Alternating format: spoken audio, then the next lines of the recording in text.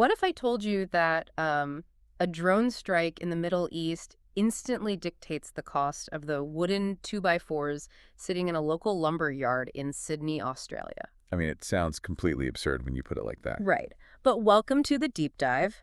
Today, we are taking a massive stack of advanced source material.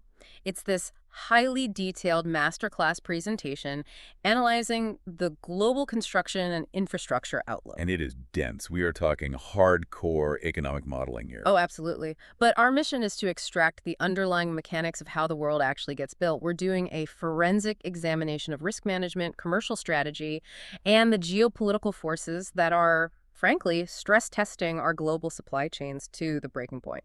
Yeah, we are trying to show you, the listener, the hidden wires. Yeah. Those highly volatile connections between international politics and, well, the concrete being poured in your own neighborhood. Exactly, because normally you walk past a construction site, you see the local zoning permits, the local labor crew, and you just assume it's this contained regional ecosystem. Which is totally natural. But the sources we are analyzing today completely obliterate that assumption. It requires shifting your perspective from the local to the systemic. And just to be clear up front, we aren't taking any sides on the geopolitics here. Left, right, center, doesn't matter. We are strictly looking at the cold, hard data of how conflict impacts commerce. Right. No posturing. We are solely mapping the transmission mechanism. Like, how does a localized military escalation halfway across the globe translate into a shipping delay? And then how does that delay fundamentally alter the capital expenditure required to build a hospital, or a semiconductor plant, or even just a residential housing tract? That's the real meat of this presentation. So to map that transmission mechanism, the sources start by taking the global geopolitical temperature. Yeah. And the data models paint a pretty stark picture. Yeah, the temperature is running exceptionally hot right now. There's this tracking metric in the data called the World Geopolitical Risk Index. It actually logs historical volatility going back to the 1930s. Which gives us an incredible baseline to work with. Right. And instead of just looking at the historical spikes, World War II, the Gulf War, 9/11, the Russia-Ukraine conflict, and now this sharp escalation associated with U.S., Israel, and Iran tensions, I want to understand the actual physics of this index. The physics of it. Yeah, think of this index like a seismograph for global trade. Every time the needle jumps, it sends a tsunami of disruptions across the oceans. But when tension escalates in the Middle East, how does that conceptual risk manifest as a tangible blockade on my supply chain? I see what you mean. Well, it manifests through the nervous system of global capital. Which is? Maritime insurance. Okay, wow. Insurance. Yeah.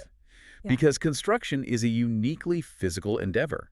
Unlike, say, a software update that instantly traverses fiber optic cables regardless of terrestrial borders. Right, a digital product just ignores borders. Exactly. But construction relies on millions of tons of physical matter. Steel, engineered timber, aggregates, petrochemicals, and all of that moves slowly across oceans. So when the risk index spikes, the actuaries and underwriters who insure those cargo ships react in real time.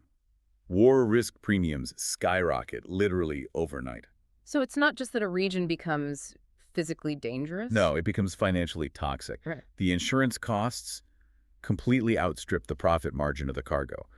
That forces shipping companies to either halt operations or completely reroute. Okay, let's apply that directly to the first major choke point identified in the sources, which is the Strait of Hormuz. Right, a massive bottleneck. Following the strikes on Iran in late February, it wasn't just oil tankers that stopped sailing.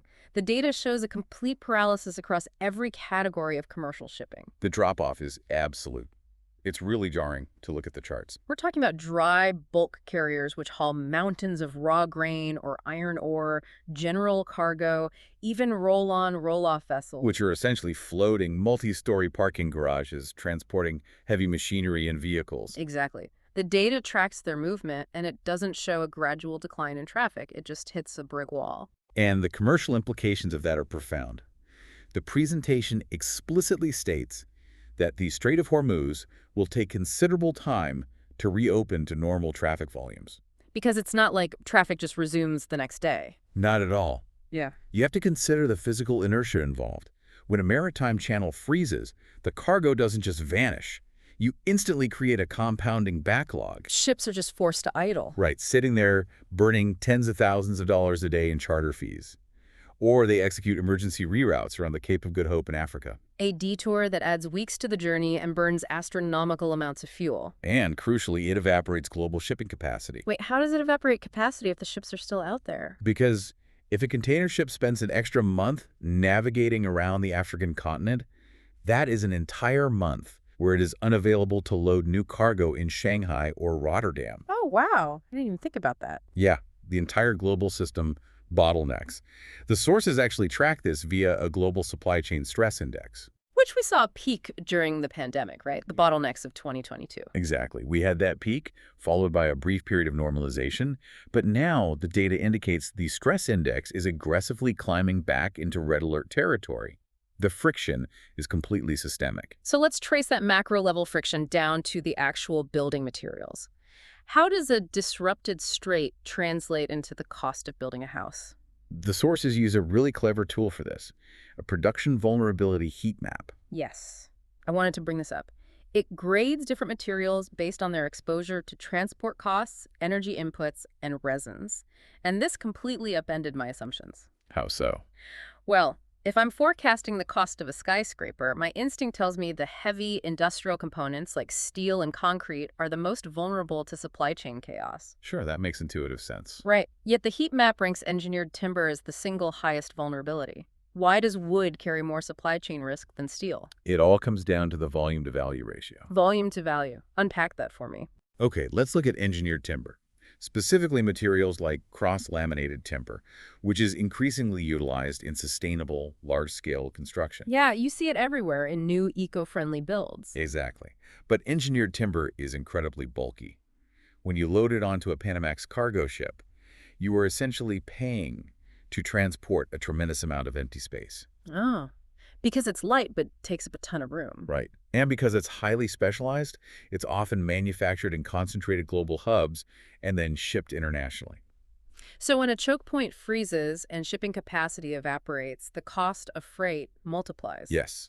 And because engineered timber takes up so much physical space per dollar of actual material value, that freight spike obliviates the profit margin. Wow. Okay, wait, I just caught myself. Let's dig deeper into the steel and concrete side of that heat map. Because they are ranked third and fourth in vulnerability, but for an entirely different reason. Right. They rank exceptionally high for energy vulnerability, not necessarily transport. Exactly. Why is that connection so strong? Well, smelting steel and manufacturing cement are processes that just defy efficiency. They require high-temperature blast furnaces and kilns running continuously 24 hours a day. Consuming staggering volumes of energy. Exactly. Therefore, their baseline cost is inextricably linked to the global energy market. So if a conflict in the Middle East causes natural gas or coal prices to surge, The cost of manufacturing a steel I-beam spikes long before it is ever even loaded onto a transport vessel. that makes total sense. And then you have plastic pipes sitting at number 2 on the vulnerability index. Yeah, plastic pipes are fascinating. Their manufacturing process isn't incredibly energy intensive. But their raw material input is entirely dependent on resins, right? Exactly. Resins are petrochemicals. Their cost profile is essentially a proxy for the global price of crude oil. So this heat map really reveals the hidden DNA of a construction budget. That's a great way to put it. A geopolitical shock isn't just a blanket tax on construction. It's a highly targeted disruption based on the physical and chemical properties of the materials. Like, are they bulky? Are they energy intensive to forge? Are they petroleum derivatives? Right. And this is exactly how a local builder in Sydney, thousands of miles from the Strait of Hormuz, suddenly finds their home building costs spiraling out of control. Because their budget was built on a localized assumption? Exactly. They were ignoring the reality that their timber, steel, and plastics are tethered to the most volatile regions on Earth. Which is a perfect segue because we just hit on energy dependency, which opens up the next major analysis in the sources. Right, the energy artery. We know energy dictates the cost of heavy materials, but the data reveals a startling disparity in how different regions absorb energy shocks, and the focus is specifically on Asia here. And to really understand this, we have to split that energy artery into two distinct streams. Crude oil and liquefied natural gas, or LNG. The distinction is critical because the sources project that global oil prices, despite all the recent volatility, are modeled to stabilize back toward their pre-war baselines over the next few years. Okay, so if you only look at oil, you might assume the global energy crisis is cooling down. Right. But the presentation flags a severe, localized vulnerability regarding LNG in Asia. It explicitly warns that the region remains highly exposed to disrupted trade flowing out of Qatar. Let's examine the mechanics of LNG for a second, because it isn't just pumping crude into a barrel. Oh, not at all. It is incredibly complex. Right. Liquefying natural gas requires cooling it to nearly minus 260 degrees Fahrenheit, so it condenses into a liquid, which drastically reduces its volume. And then it has to be transported on highly specialized cryogenic ships. It's a fragile, hyper-complex supply chain. And the sources provide two data sets side by side that tell a terrifying story about sovereign vulnerability here. The comparison between India and Singapore, right? Yes. The first data set details the percentage of LNG imported from Qatar. The second breaks down the overall electricity generation mix for various nations in the APAC region. And the juxtaposition is wild. It really is. If I look purely at the import data, India and Singapore look identical. Both source roughly 43% of their LNG from Qatar. Right, so a surface-level analysis would suggest they face the exact same risk profile if Qatari shipping lanes are blocked. Exactly. But you're about to tell me why that's wrong. A surface-level analysis that would be catastrophically wrong. And this is the danger of looking at isolated data points. So what happens when we cross-reference that import figure with the national electricity grid composition? It reveals a completely divergent reality. India's power grid is structurally anchored by coal. Oh, wow. Yeah, coal accounts for nearly 3/4 of their total electricity generation. Gas makes up an incredibly marginal fraction. So if the Qatari LNG supply chain is severed, India might experience some localized disruptions in specific industrial sectors that rely on gas heating, sure, but the national baseload power remains uninterrupted. the structural integrity of their economy holds. Exactly. But Singapore is the polar opposite. The data indicates their grid relies on gas for nearly 95% of its total electricity generation. Almost their entire nation runs on it. Meaning 95% of their electricity is generated by gas, and a staggering 43% of that specific fuel source is imported from a single geopolitically sensitive origin point. Right. That is an existential threat disguised as an economic metric.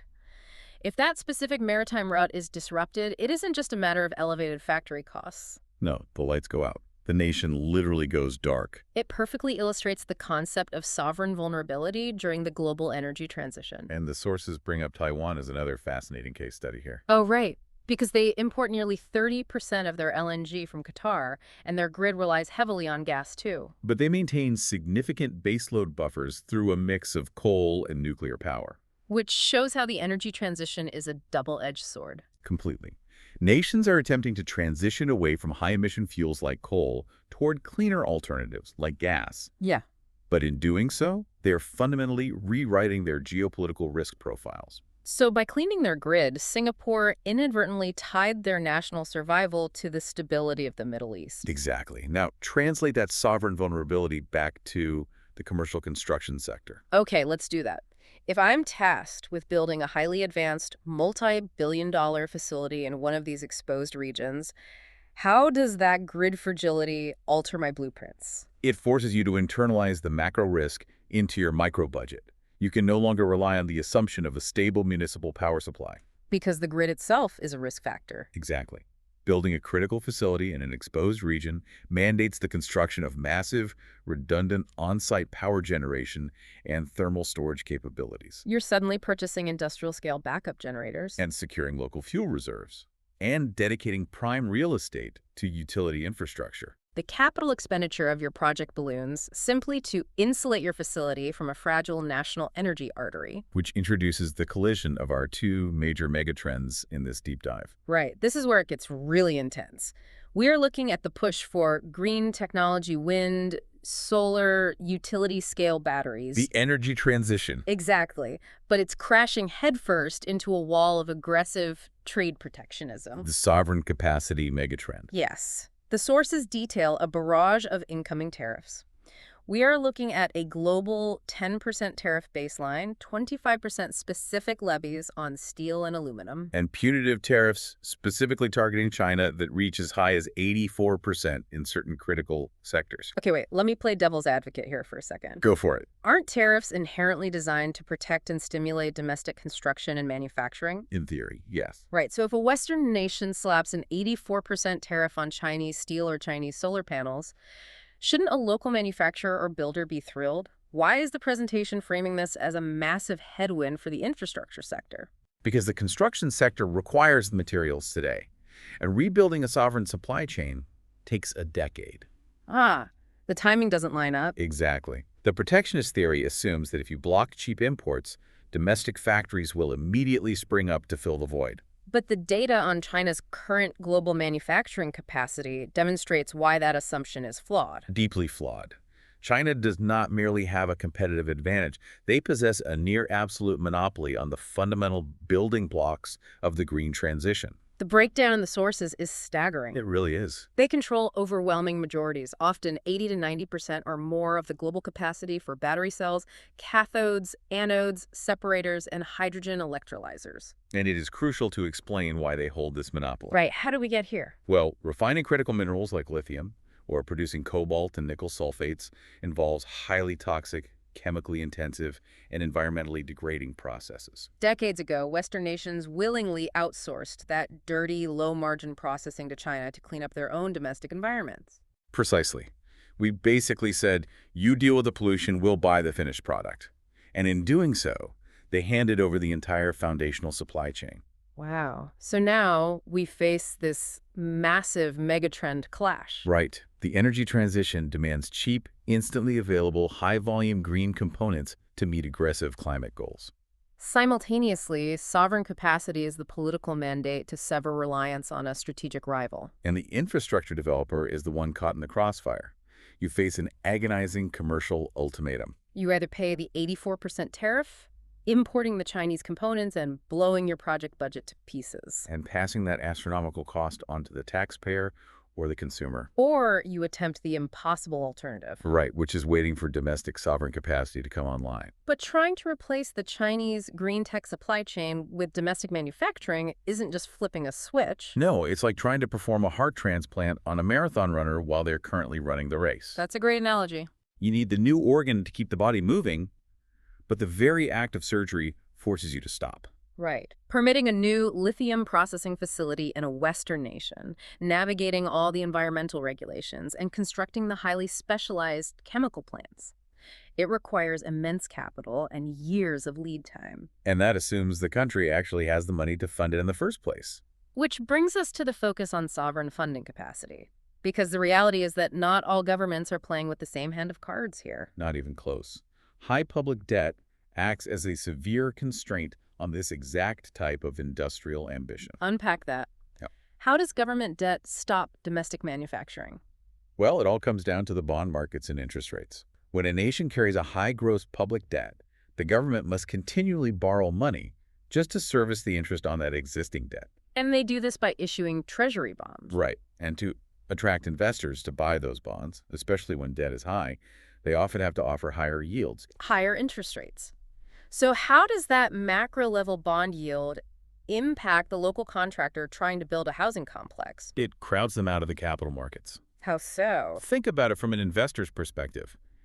If an investor can get a guaranteed high interest return by buying a government bond, which is basically risk-free, they are far less likely to lend money to a local construction firm attempting a risky real estate development.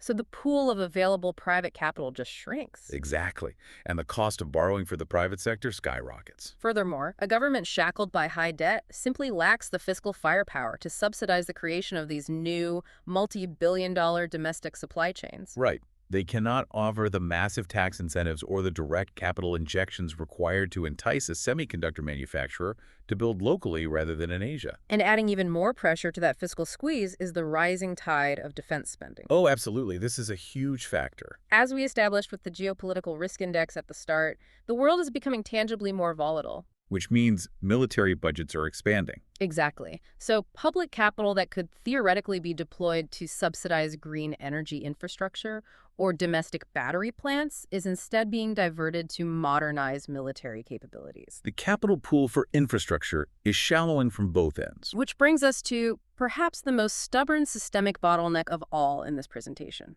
The human element. Yes. Even if you secure the capital, even if you navigate the tariffs and stabilize the supply chain, you still face a profound human deficit. The construction sector is grappling with a severe systemic labor shortage.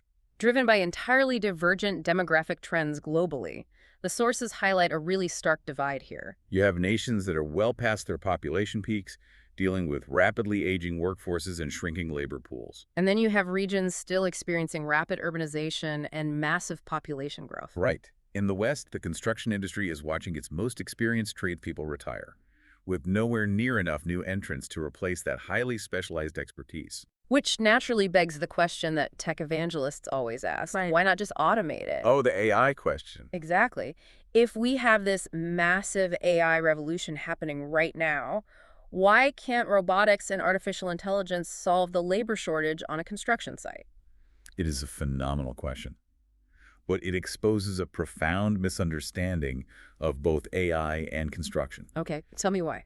The critical analysis in our sources points out that AI offers an exceptionally low potential sectoral benefit when it comes to the physical act of building. Low benefit, why? To understand why, you have to look at something called Moravec's paradox. Moravec's paradox. Explain the mechanics of that. So Moravec's paradox is the observation in artificial intelligence research that high-level reasoning requires very little computation, but low-level sensoromotor skills require enormous, almost impossible amounts of computational power. I'm trying to wrap my head around that. Give me an example. Okay, an AI can instantly analyze millions of architectural blueprints, right? Yes. It can optimize global supply chain routing or generate complex legal contracts in milliseconds.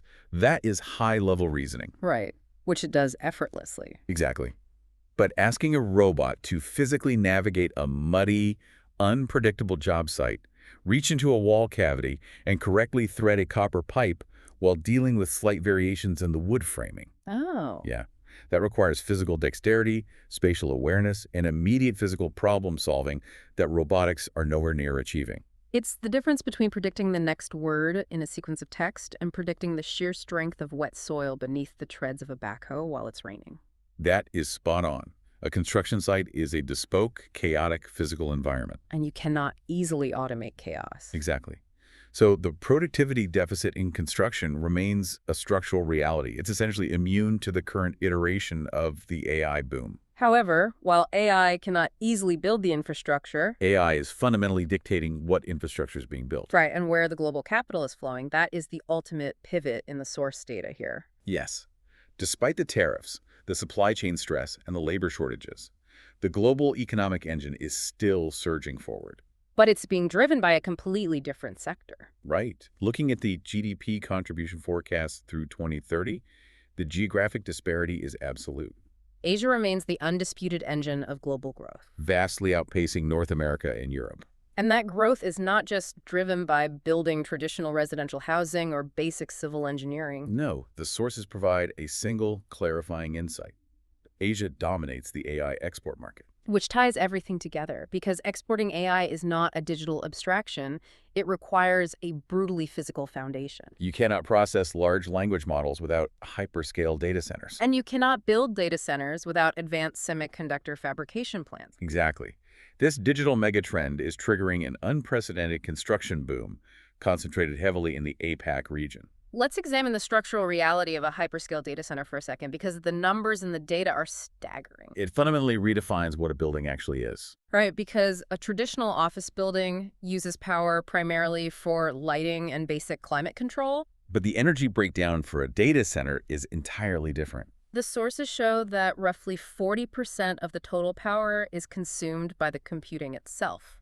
You know, the actual processing of the AI models. Right. and another 20% powers associated equipment. But a staggering 40% of the massive energy draw is dedicated purely to cooling the servers. Just stopping them from overheating. Yes. So a data center is not just a digital infrastructure project. It is fundamentally a colossal HVAC and thermal management engineering feat. The servers generate so much immense heat that preventing them from melting down requires an industrial-scale refrigeration apparatus. Which brings our entire analysis full circle. How so? Think about it. If you are building these hyperscale, power-hungry data centers in Asia to feed the global AI boom, You are drawing constant, massive baseload power from grids that, as we discussed earlier, are highly exposed. exactly, you are building the foundation of the digital future in places like Singapore or Taiwan. Which rely heavily on imported LNG supply chains. Supply chains that trace directly back to the Strait of Hormuz and the geopolitical powder keg of the Middle East. Oh, wow. The interconnectivity is just staggering. Right. You literally trace the thread from a geopolitical strike in the Middle East. Watch it freeze maritime traffic, see it inflate the freight cost of engineered timber. Then ripple into the energy inputs of steel production. Clash against the 84% tariffs attempting to block Chinese green technology. And finally, you realize that exact same geopolitical friction threatens the cooling systems of the data centers powering the AI revolution. It creates a deeply polarized global outlook. It really does. Traditional construction building houses, roads, local commercial real estate is being suffocated. Suffocated by high borrowing costs, labor deficits, and supply chain fragility. But simultaneously, there is an absolute gold rush to build the hyper-complex, capital-intensive facilities required for the digital and green transitions. The industry is starving and feasting at the exact same time. It completely changes how you look at the physical world. Every crane you see on the skyline, every foundation being poured. It's essentially a lagging indicator of global geopolitical health. Exactly. It is the physical manifestation of energy markets, trade wars, and technological megatrends violently fighting for space and capital. So, to you listening to this deep dive right now, the takeaway is crystal clear. The illusion of local control is gone. Completely gone. Risk management is no longer about anticipating local weather delays or municipal zoning disputes. No, it is about forecasting global maritime insurance premiums and understanding the chemical toxicity of refining lithium. It's a whole new world for developers and risk managers. Which leaves a final profound question for you to ponder as we navigate this transition. We've mapped out these grand, ambitious megatrends today. The drive for pristine green energy, the aggressive pursuit of sovereign manufacturing capacity, and the insatiable digital hunger of the AI revolution. But if the physical materials required to manifest those ambitions are increasingly caught in the crossfire of protectionist tariffs, vulnerable maritime choke points, and fragile energy grids, what happens next? will the global infrastructure of the next decade be defined by the grand visions of what we want to build, or strictly dictated by the raw materials we can actually manage to extract, transport, and afford?